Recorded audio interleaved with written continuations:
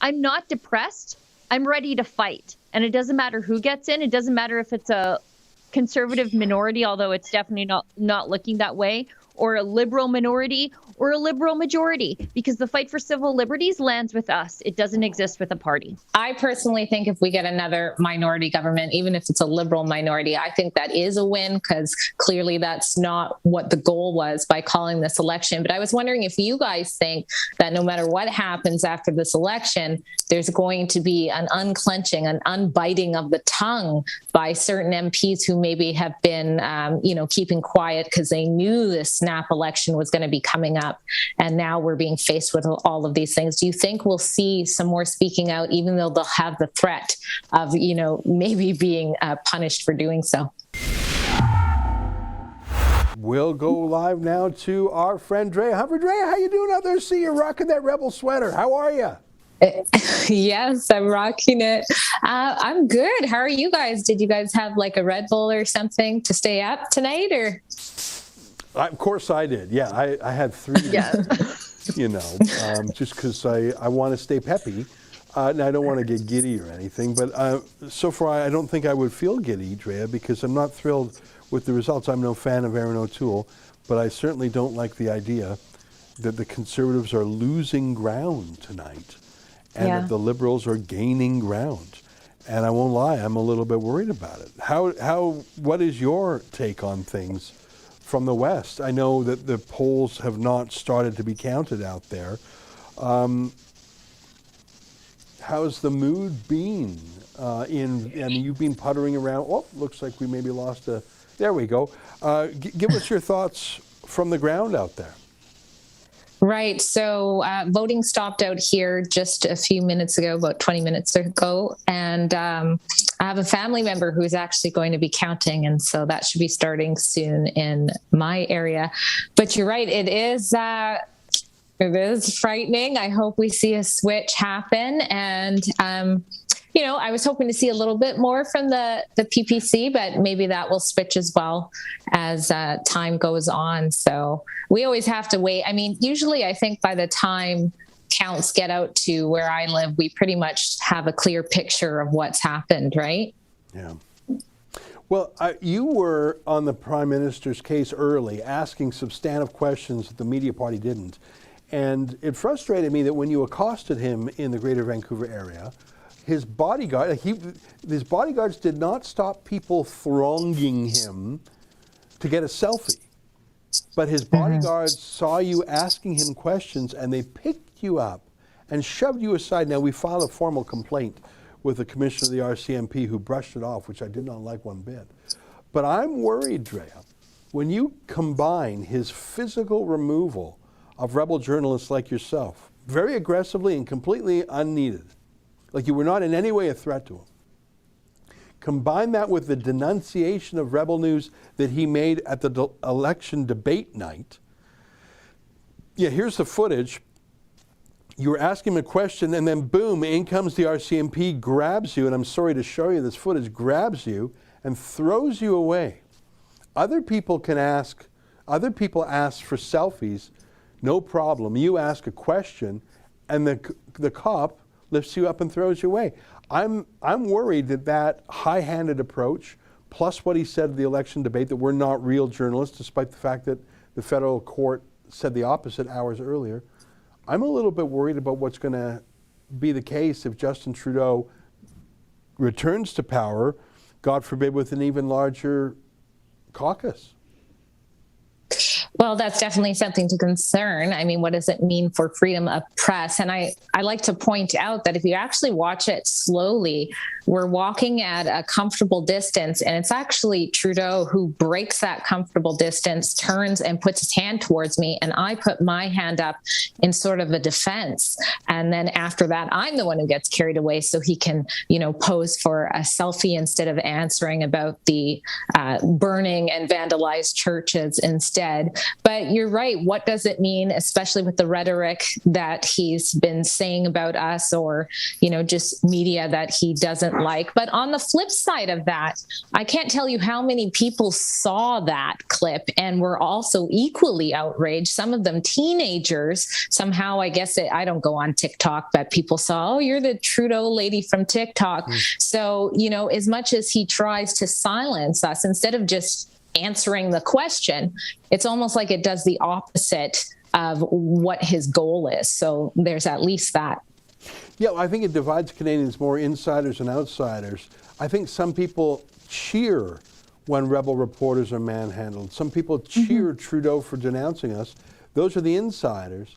The outsiders are the ones who would say, I don't like how. So it's as Scott Adams says, it's like two people are watching something, but it's like they saw two totally different movies.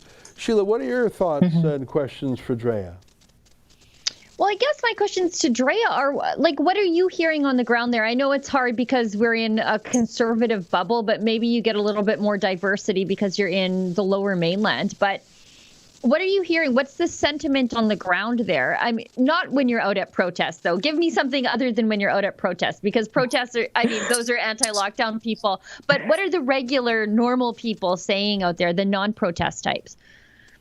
Well, of course, there's a lot of concern about vote splitting out here. That's something I hear all the time, because you can see there's a little bit, more support, or a lot more support maybe for the PPC clients. But I think there are some conservative MPs that in ridings, at least where I live in the Lower Mainland, that will still get their seats back. So we'll see how that goes. Also, I just want to point out that I learned that there was a volunteer for the PPC, a female volunteer, who was punched in the stomach literally for no reason. So I'm following up on that. She was punched in the stomach, and the man was arrested as well. So, I mean, that's something that people are talking about today. And then there's also the people who are, freedom-minded, that are saying they're taking a stand by spoiling the ballots. I've been hearing about that. I think that's quite the waste of gas to drive there and do that. But, there's some talk about that as well. Our country is in trouble, Drea. I'm old enough to remember 25 years ago when Quebec had a referendum on separation, and it came within 0.5% of leaving. And that was a real jeopardy for the country to break up. Although some might say, had Quebec left and negotiated a healthy exit, both Quebec and the rest of Canada would be better off. Some people would say that, especially if they looked at Czech Republic and Slovakia. But that was a grave election for the country. It wasn't a national election, it was a referendum. Here we are now, and I think we are in a far graver election, because our very civil liberties, the role of government versus the individual, the equality of citizens, the whole concept of privacy, including privacy over your most intimate and private matters, personal matters, health matters, it's in the flash of an eye become totally undermined. And I see liberals who used to say the Charter of Rights is ours. If you love the Charter, you love the Liberals. Now laugh at the Charter. And even Trudeau saying, you're not real journalists, moments after the court said we were. Yeah. And I am deeply worried that if the trends we see tonight continue, even if Trudeau doesn't get a majority, even if he just holds the line, he'll say, Canadians have approved of what I'm doing. This was tested with democracy. I can't be a tyrant because I told everyone what I was going to do. Sheila, looks like you were going to weigh in on something there. Yeah, I was going to say I'm not as depressed, I think, as maybe Ezra. You're taking a turn for the emo, so maybe we better get another Red Bull in here, something to eat. Yeah, but I'm resigned to the fact that it doesn't matter who gets in, that we are going to absolutely have to fight them for freedom of speech, for freedom of movement, for medical privacy, because the Conservatives and the Liberals are of the same mind on this issue. We've seen that the Conservatives are not going to stand up for independent media. Their critic on this issue has said, like, hey, where are all these provisions in your new law to censor the Rebel? And the Liberals, they've had 2 years to plot a way to censor us in the same manner that they plotted a way to keep us out of the debates by going through the law line by line and making little Rebel clauses. The same thing's going to happen on their internet censorship. So I'm not depressed. I'm ready to fight. And it doesn't matter who gets in. It doesn't matter if it's a conservative minority, although it's definitely not looking that way, or a liberal minority or a liberal majority, because the fight for civil liberties lands with us. It doesn't exist with a party. Well, and like just add to that, I think. Go ahead, Drea. I was just going to think. I personally think if we get another minority government, even if it's a liberal minority, I think that is a win, because clearly that's not what the goal was by calling this election. But I was wondering if you guys think that no matter what happens after this election, there's going to be an unclenching, an unbiting of the tongue by certain MPs who maybe have been, keeping quiet because they knew this snap election was going to be coming up. And now we're being faced with all of these things. Do you think we'll see some more speaking out, even though they'll have the threat of, maybe being punished for doing so? I don't know. Go ahead, Sheila. I was just going to say, I mean, if Aaron O'Toole loses ground here and substantially, are we going to see him resign tonight? I don't know. I mean, this was really an election that he could have won. He should have won. It's a pandemic election. Inflation is through the roof. Nobody likes the Liberals. People are protesting at Liberal events in ways that I've never seen in the last two elections. He should have won this. And for him to substantially lose ground, and he's going to lose ground in pretty winnable ridings, he really should resign. Will he resign? I don't know. Very frustrating. I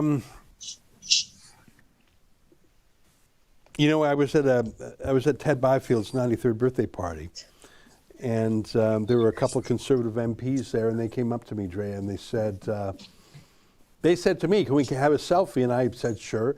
And I mean, they asked me that, which I think is funny, and I joked to them. I said, "If you tweet that, you'll be fired." And they said, "Oh, I don't care." Now, I didn't tweet it myself, even though I got the photo myself.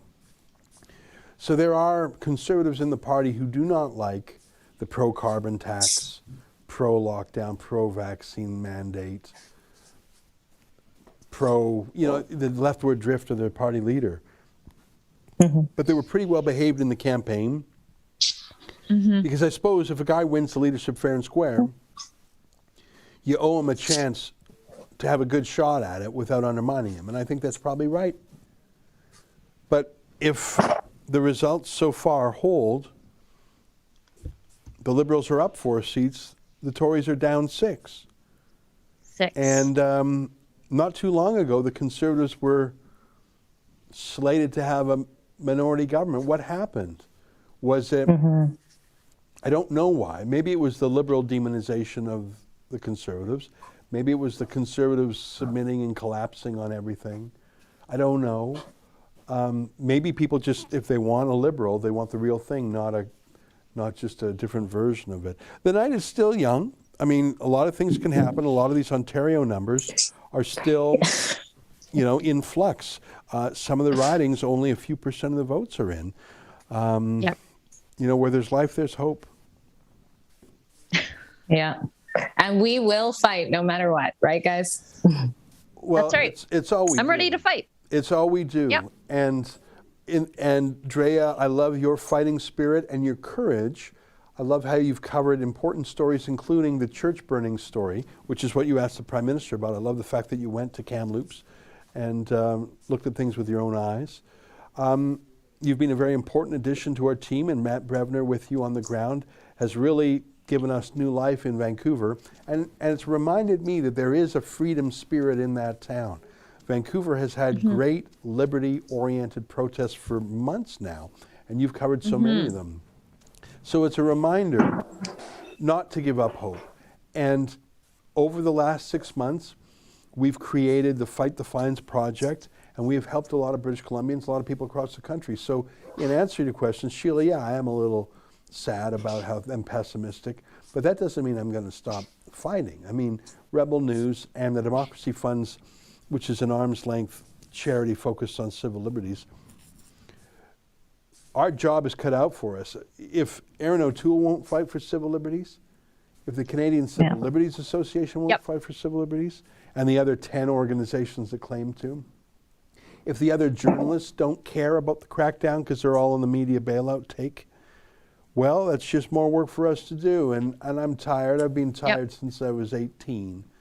But we're going to keep on fighting, because if we don't, who will? And it's great Ezra's to see been old his whole life. I have. I was a young old guy, and now I'm an old guy.